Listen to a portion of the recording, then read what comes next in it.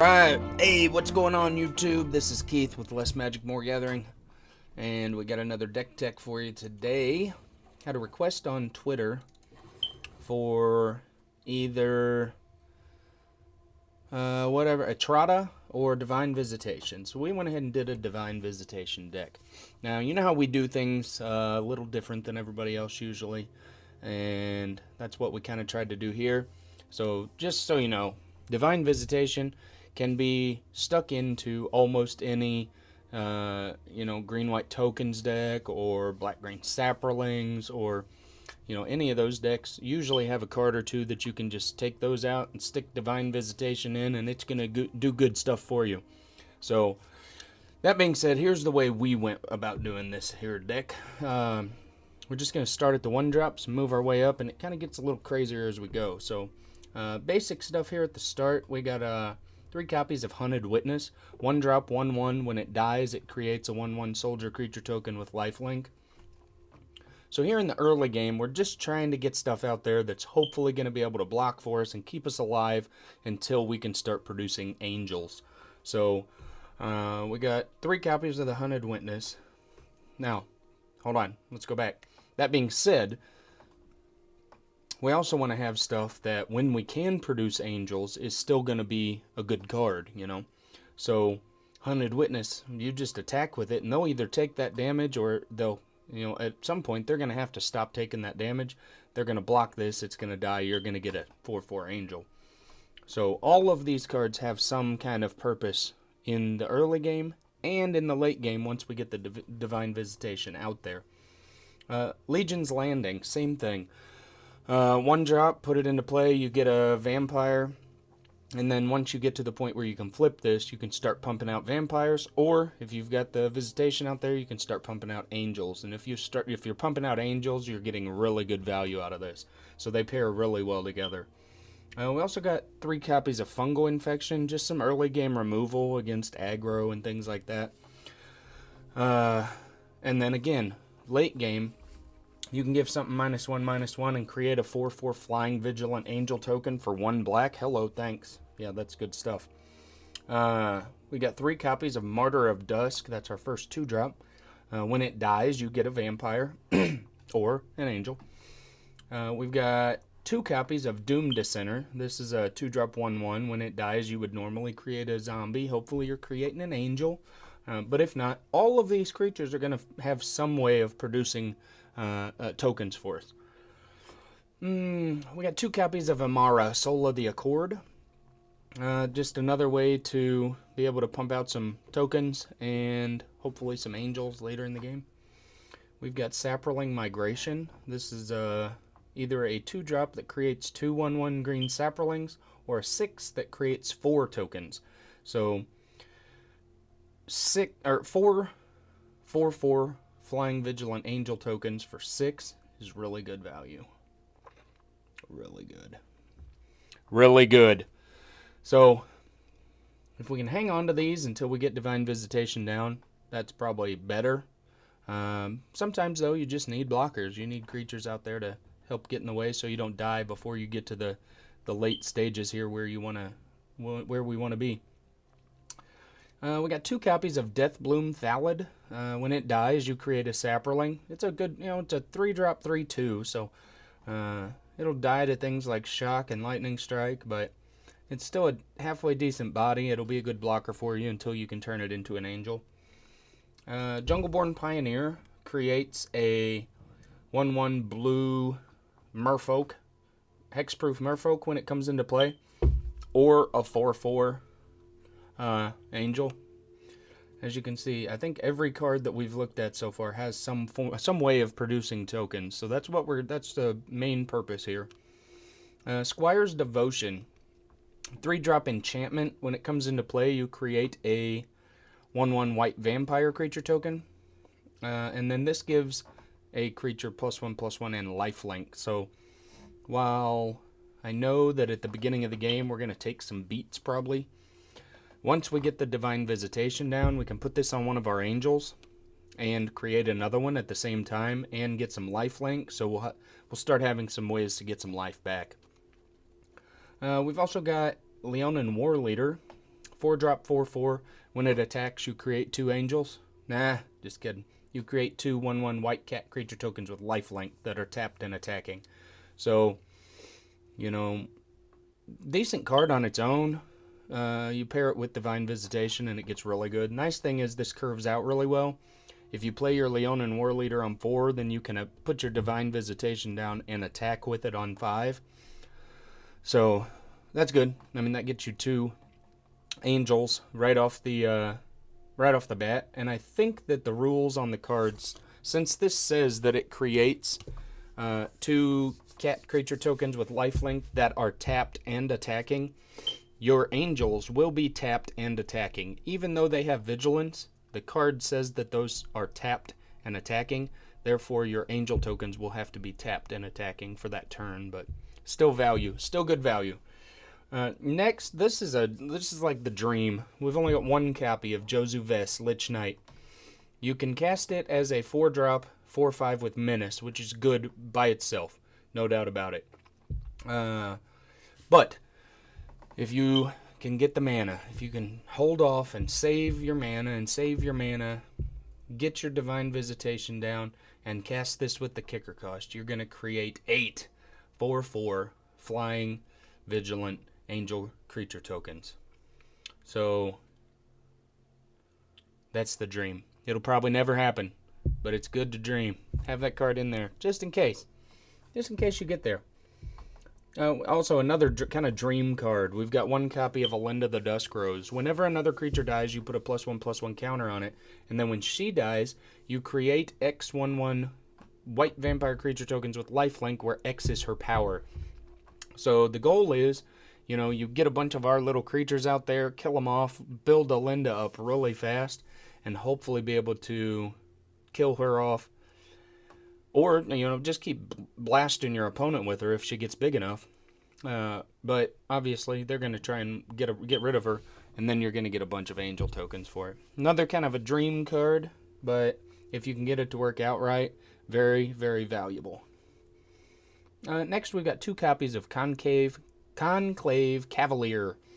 4-drop, 4/4 with Vigilance. When it dies, you create 2 2/2 green and white elf knight creature tokens with vigilance. So if we can get this out on 4 and Divine Visitation out on 5, then we hope Cavalier dies and we can create 2 4/4s instead. So all of, like I've said, every card in the deck except for Divine Visitation has some way of producing tokens for us. Our next card here is Rite of Belzenlock. And it's even okay to play this if you've got the right mana to curve this into Divine Visitation. I know the first time it hits, you're only going to get 2 0/1 black cleric creature tokens, but that's okay. The next turn, you're going to get 2 4/4 angels, and then on the 3rd chapter, instead of creating a 6/6 demon that's going to kill you, you're going to get another angel token. So that's pretty cool. Let me think. My math's probably wrong. I don't think that would work. You would actually create 2 0/1 when you play it, and then at your draw step on the next turn, you'd create another pair of 0/1s, and then you'd be able to play your Divine Visitation. And then on the 3rd chapter, instead of getting the Suicide Demon, you would get an angel instead. So I guess that still works out, but not the way I'd said to begin with. And then we've got the namesake of the deck there, the Divine Visitation 3 copies. They're not repetitive. They don't stack, so you're not going to get extra angel tokens if you have more than one of these out, so you don't really want to have more than one of them. So that's why we went with the 3 copies. And then we've got 1 copy of Vraska Relic Seeker. Went with Vraska because it's decent removal if you need it, and it's also a way to every turn pump out a token. Whether that's a 2/2 black pirate creature token with Menace, or a 4/4 white angel creature token with Flying and Vigilance, that is dependent on which card you have in play. But, using Vraska as either removal or a way to pump out some extra angels is both good. So I know she's really expensive right now, but I guess you could maybe put in Vivian Reed in her place, and she's a little less expensive. The problem is you don't get to just directly create creature tokens with Vivian. You get to search the top few cards of your library for a creature. What is it? Creature or land, and put it into your hand. So there's a good chance that with the number of creatures we've got in the deck, you're going to hit something that you can use, but it doesn't give you a way of directly creating those tokens the way Vraska does. Finally, we've got one copy of March of the Multitudes. This is another way that we can just end the game. If we've already got a few angels out there, we can use the Convoke ability to just create a bunch more, and it's really going to overwhelm our opponent pretty quickly. Part of the most expensive part of this deck is the land base, because we've got the Isolated Chapel, Woodland Cemetery, and Sun Petal Grove in here. So you can replace these with I know there's the Selesnya Gate, there's the Golgari Gate, and I know there's a black-white slow land. Let's look to see what we've got in our little pile here. You don't want to use Selesnya Gate, Golgari Guild Gate. You don't want to use something like Unclaimed Territory, because we've got too many different types of creatures. Nah, I don't have it here. But there's a black-white slow land out there that you could use if you're really trying to save some money. And then based on the number of mana symbols we've got, we went kind of heavier on the plains. We got 6 plains, 3 swamps, and 2 forests. We've only got 1, 2, 3, 4, 5, 6 cards that use the forest, is why we went a little lower on those. Yeah, looks like it'd be a fun deck. I wanted to test this out, but I'm missing a lot of these cards, and it takes a while to grind for specific cards on Arena, and I don't have the kind of money that I can just dump into building a deck. So, we put it together. Here's a look at it. I did a little bit of testing hands and things on my phone just to see how it would work out, and it usually worked out pretty well. If you get a chance to put this deck together, please do let me know how it works out. And I guess that's it for this time for the deck tech. Let's go play a game. We will finish this up by playing a game of Magiques. Hopefully we'll win. This is it's not the same as the deck tech we did, but it's a close enough version of the black-green control, Golgari control deck. Seems like there's a lot of people running Golgari. There's a lot of people running Izzet. Let's see what happens. What's the worst that can happen, right? Guildgate, Woodland Cemetery. Yeah, what's the worst that can happen?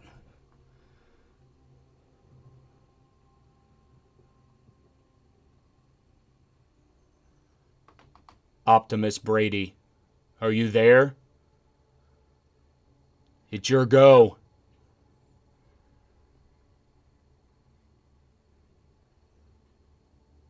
Oh my gosh, it took him that long to figure out if he wanted to mulligan or not. We're gonna be here a minute. Come on. Alright, we're headed places now, people. Now we just gotta hope we can draw lands. I kept a really expensive... there we go.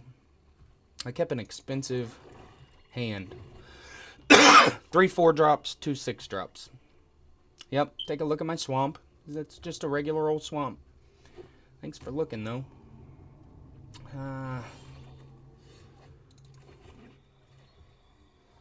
Alright.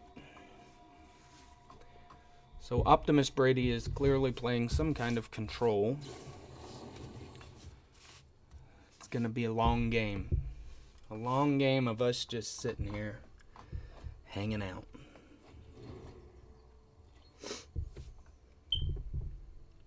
Until we can get up to our 6 lands and play our Carnage Tyrant and hopefully wreck Brady's melon. Foul Orchard. Interesting. So there are a lot of Golgari lands right now. Foul Orchard, Golgari Guildgate, Woodland Cemetery, Overgrown Tomb.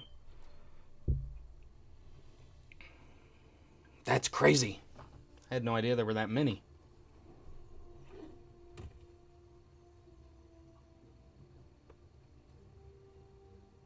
What are you doing? Come on, Tom. I'm pretty sure it's going to get countered, but we may as well go ahead and try and play it, right? It didn't get countered. That's weird.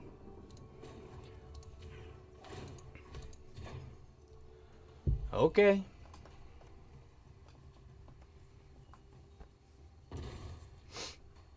What's this do in the end? Destroys 2 target creatures. Put up to 2 target creatures from graveyards onto the battlefield. So hopefully, nope. I wonder if we could just use Liliana to kill Optimus Brady all the way to death. Wouldn't it be funny if they didn't have any Vraska's Contempt?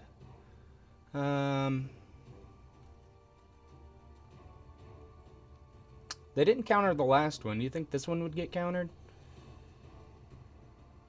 May as well try it, right? Give them something to counter. There we go. Oh, that's a draw 2 card, not a counter.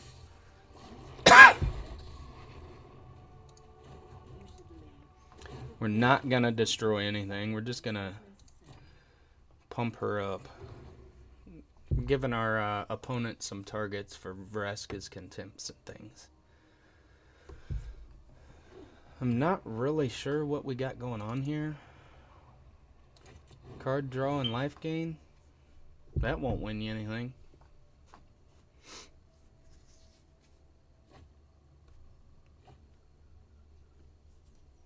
I feel like we're not really going anywhere here. There it is. Is he going to do it? Nope, not going to do it. Come on. That's my... There you go. That's my biggest problem with Arena. And I haven't played MTGO, so I don't know if it's the same way or not. But I like to be able to look someone in their face and know whether or not they're like confused by their cards, or maybe they're just thinking about things.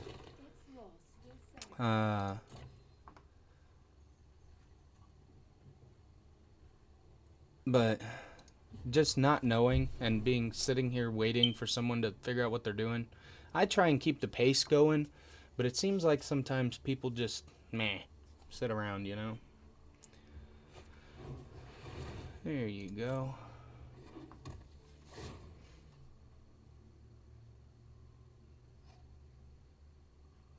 What's this doing? That's fine. If we really get to the point where we feel like we need our Vraska back, we can always Assassin's Trophy their cage. I don't think that'll happen. And I'd much rather really just keep pinging them for 2 life.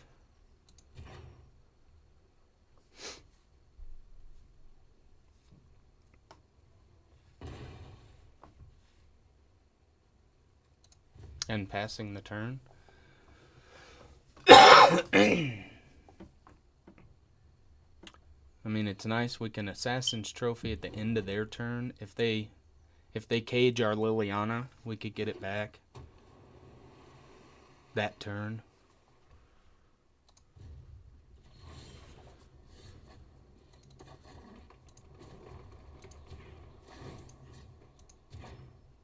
I'm not even going to cast our Carnage Tyrant. I'm literally going to try and kill them with Liliana and see what happens. Because I feel like they're holding counter spells.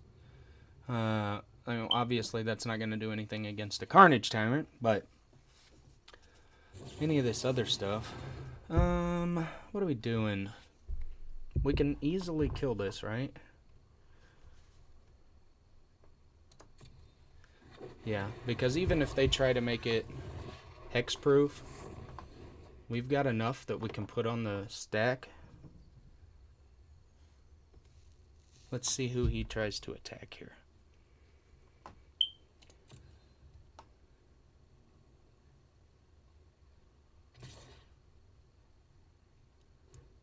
We'll let that go through without trying to kill it.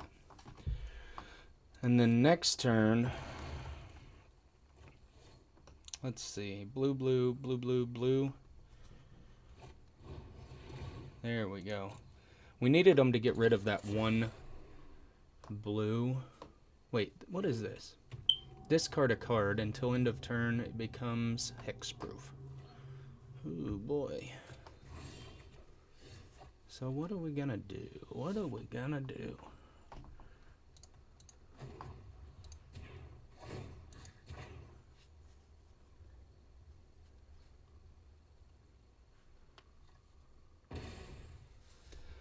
So let's try some things here.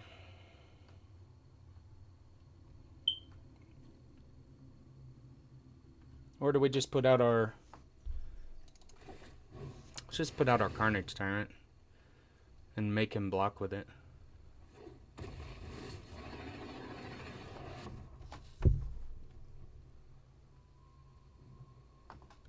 Right? Is that the right play? I don't know either.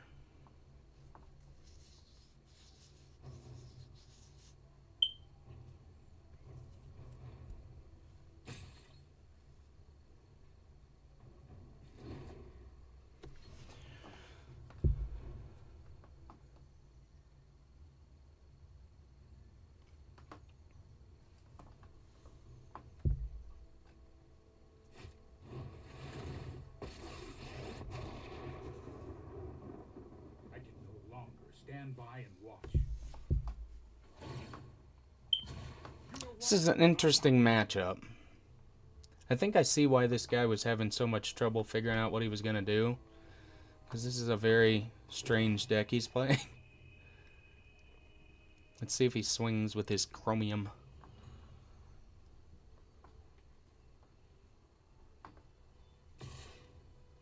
He did. How strange.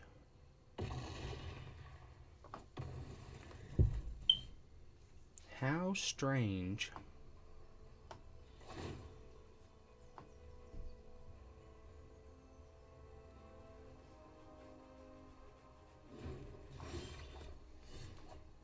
So I think we just try to get rid of Teferi here.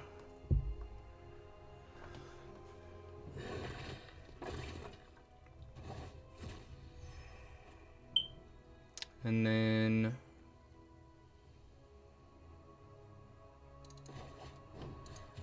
let's go ahead and cast down the Archaeologist so we can get 7 full points through.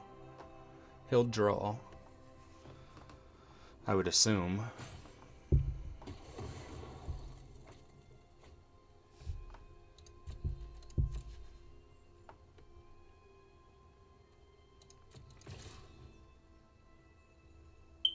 He can't seal away. He could settle the wreckage.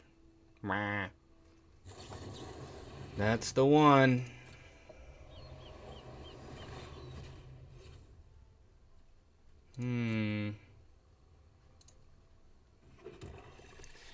Interesting mess we've got here.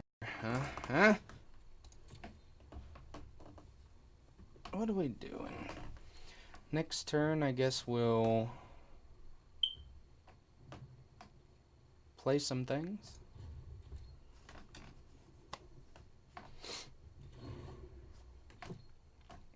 And I should have known he had the settle when I tried to kill his card drawing dude, and he didn't draw any cards.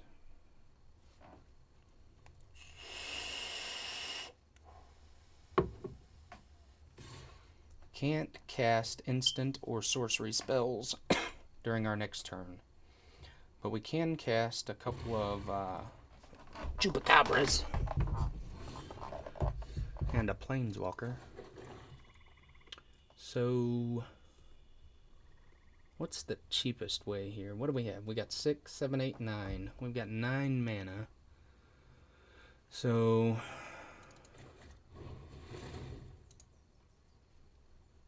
guess we'll go the Chupacabra route.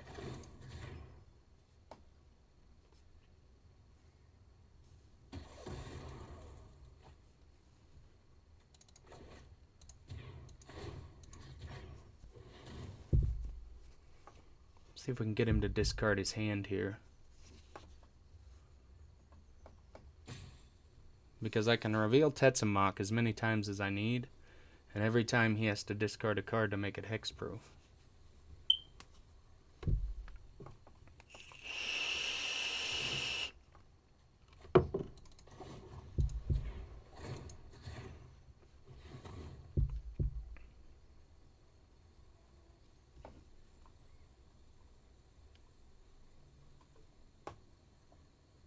I think he's going to realize that here and maybe not discard another one. So, we've got a counter on there, so that'll make it so that when Tetsamok comes in, it will, as long as it doesn't get countered, it'll automatically go ahead and kill old Chromium there. And then we'll keep up mana so we can do an Assassin's Trophy. So when he attacks, we'll Assassin's Trophy, and he'll have to discard to make it hexproof or counter our spell. That's the plan.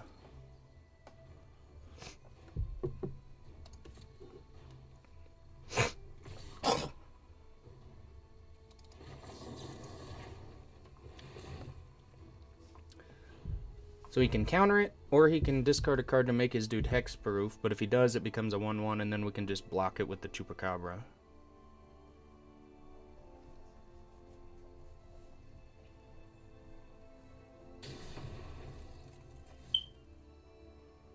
He may have another one. That's always the thing too, right?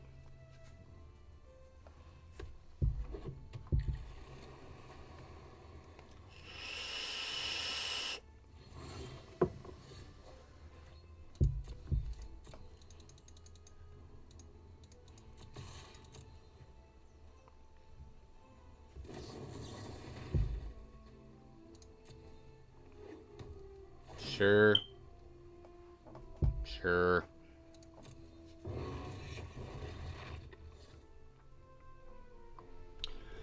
I told you it was going to be a long game. But at least it's pretty interesting. You know, it's not me playing against, is it Control, or is it Drake's, or, you know, any... any of the other 100 decks that are exactly the same as everything else. Do we try to cast a let's try to cast a Vraska.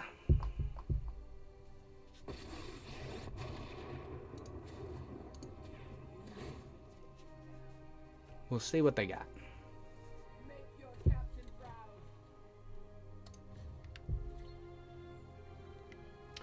We will see what they've got. I'm assuming there's another seal away in here somewhere.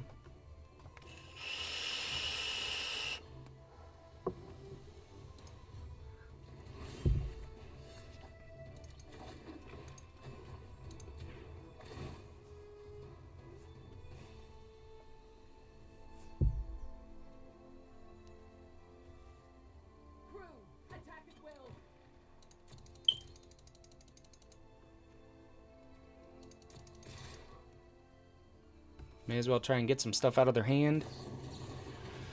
Yep. Because we can just keep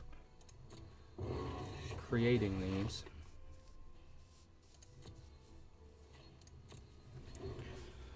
And then hopefully, I'm going to go ahead and pump her an extra time. I'm not going to ultimate this turn.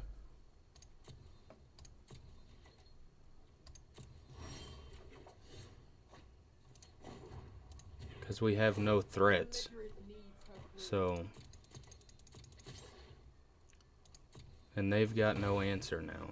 You could tell by how it went instant speed. So, unless they just drew their answer, we can ultimate this turn.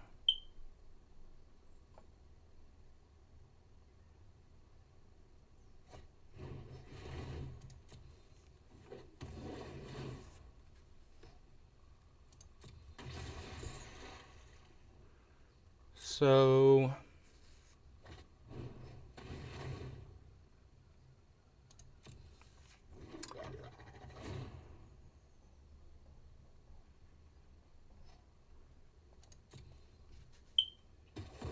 I think end of our turn here, we will vanquish the weak on their Chupacabra. We will Assassin's Trophy on their Water Knot, and they will concede.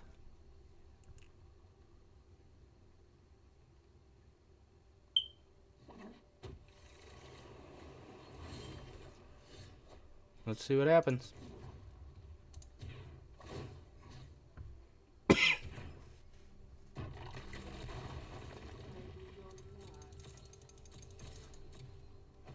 There we go. So that was fun. That was an interesting deck to play against. Optimus Brady, you started out real slow, and I was real concerned that this was going to take 7 months to finish. But it was a good deck. I appreciate it. I appreciate the challenge. That was a good one. And you sped up, so thank you for that. Victory. Winners. Winner, winner, chicken dinner. Did we win anything? If we won anything, if we won any packs or anything, I'll open it up. Nope, no packs. So you got a deck tech. You got some gameplay with our Golgari control deck, and hope you enjoyed it. We'll see you next time. Deuces. Hey, thank you for watching. If you enjoyed this video, go down below and find that subscribe button. Press it and the notification bell so that you'll know when we post new videos. If you've got some feedback, follow that arrow to the comment section and let us know what you think. See you next time.